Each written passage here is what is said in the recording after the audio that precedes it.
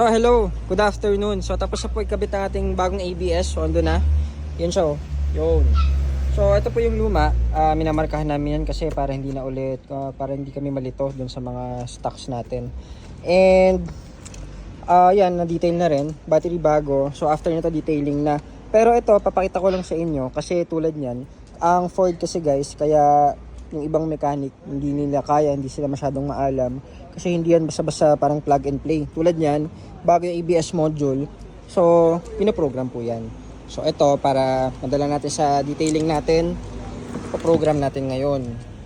Ayan. So, itong gamit natin is, computer po ito, pero maliit lang. Maliit na version. Ayan o. So, desktop po yan.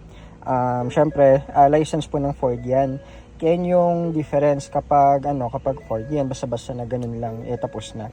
So, pinoprogram yan, kinukuha niya yung mga VIN number, inaakma dun sa ng kotse. So, eto, papakita ko sa inyo, yan. May mga yan, maraming modules po yan. Kahit sa transmission, yan, chassis, lahat kompleto po yan. So, module programming tayo. Ayan. So, pagka module programming, kasi medyo maliit lang yung screen. Yan. Program module, ABS. Yan. So, may mga gagawin tayo dito pag program. Yan, pakita ko lang sa inyo, kapag bago yung ABS is yan. Yan, yung mga VIN number is inaakma po yan dun sa kotse. Para mag-make sure na okay po ang balik para muna natin sa internet. Naka-off. O yun. So, yun, step by step, medyo matagal lang to. Pero pinakita ko lang sa inyo kung paano yung steps natin dito na hindi yung pagkakabit, okay na. Tapos na. So, yan, okay. Yan, so kita nyo guys, nag-ano yan sa server ng Ford.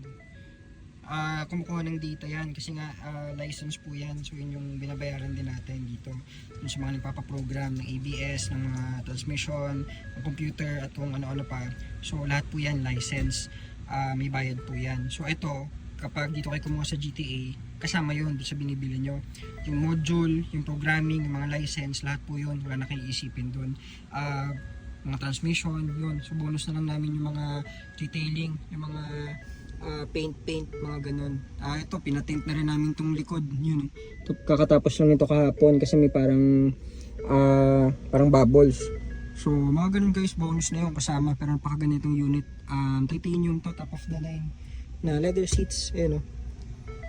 Ganda pa ng unit. So kapag nati-step detail to, lalo na. So yan, tayin ko lang kasi nga medyo matagal to eh. Na-download pa to ng info dun sa server ng Ford. So ganun po yun, ganun yung process yun. Yan, naka-ABS pa yan no. So lahat dito, bago rin i-release, mini-scan po natin yan, lahat ng unit. At sigurado lahat green po. Yun, so ano muna natin to, tapusin muna natin tong program para mapadala natin sa ating 3-step detailing. Yan, so may mga option po yan sa programming natin. Medyo matagal lang, ayan.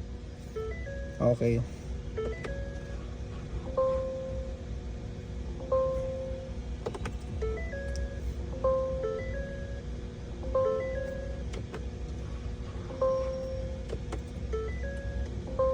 So yun guys, tapusin ko lang to at para madala natin sa detailing, yan o, nagpo-program na yan.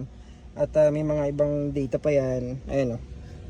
Downloading data doon sa server ng Ford. So yan po yun, yung tapos matagal pa to, marami pang gagawin. So yun po, pinakita ko lang sa inyo kung paano ang mag-install ng brand new na ABS module na hindi siya basta-basta. So yun po, maraming salamat, sana naka-ano dun sa info, nakadagdag dun sa kaalaman nyo kung paano ginagawa ang ating mga Ford units. So yun po, thank you, maraming salamat.